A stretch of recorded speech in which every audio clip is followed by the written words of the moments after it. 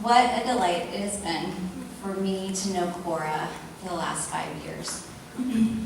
I've watched her as she's moved through the ranks from 8th grade, those awkward middle school years, and watched her walk through high school with such grace.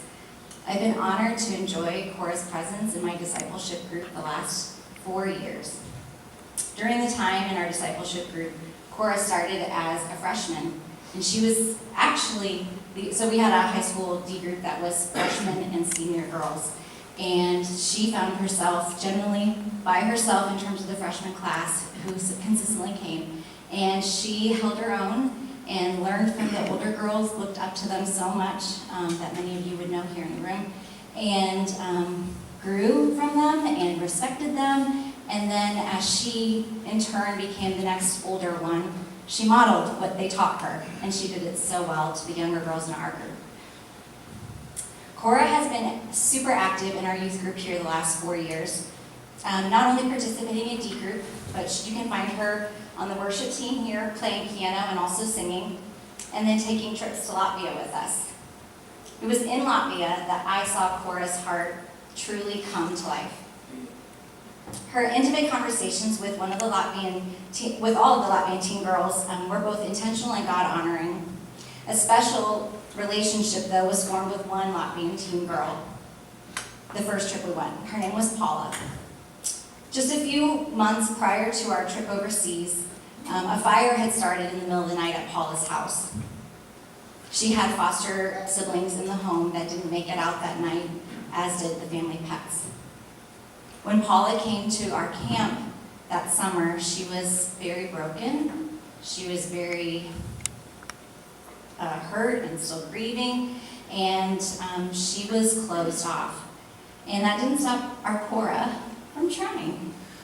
Paula never wore a smile. She refused to talk to basically anybody. I think she was just there because she was a part of the church that was hosting the camp, and so her parents kind of pushed her out the door and said, go. So for the first 3 or 4 days, Cora would just kind of hang out with her, even though she wouldn't really talk to her. She would make friendship bracelets with her.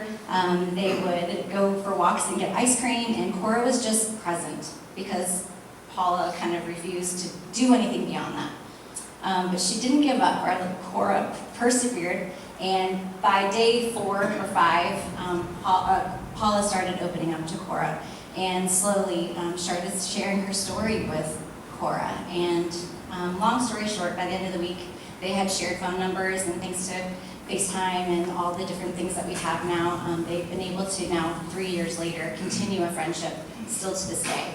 So it's just one of the beautiful parts that I love about Cora. She persevered for that friendship. It mattered to her. Friendships do matter to Cora. She's a very, very loyal friend. Cora will be attending our Latvian summer mission trip again this summer too. So hopefully she'll be able to see Paula while she's there. High school for Cora was filled with 2 things mostly: studying a lot and music. And then she studied, and then she did more music, and then she studied more, and then she did more music. If you know much about Cora, you know that she is committed so hard to these 2 things, and it's paid off in dividends.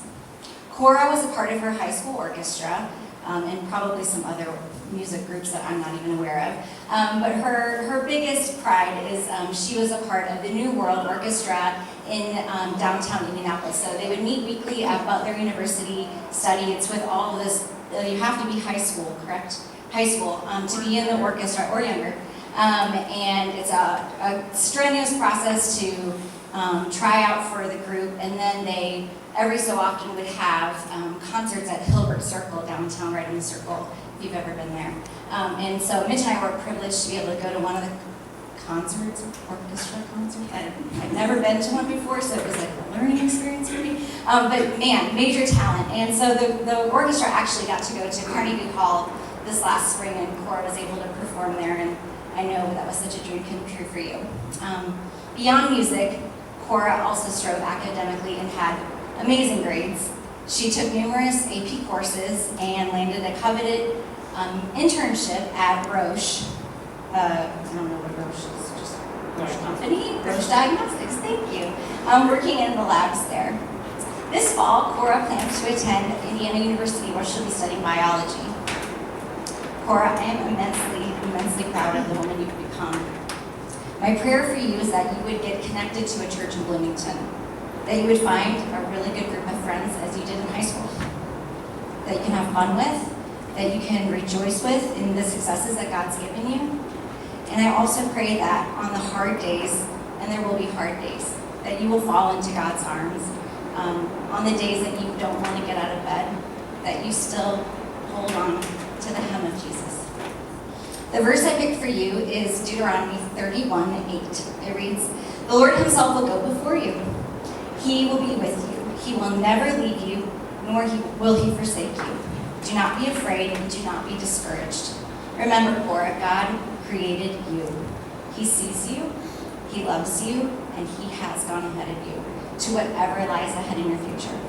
I love you, and I'm so proud of you.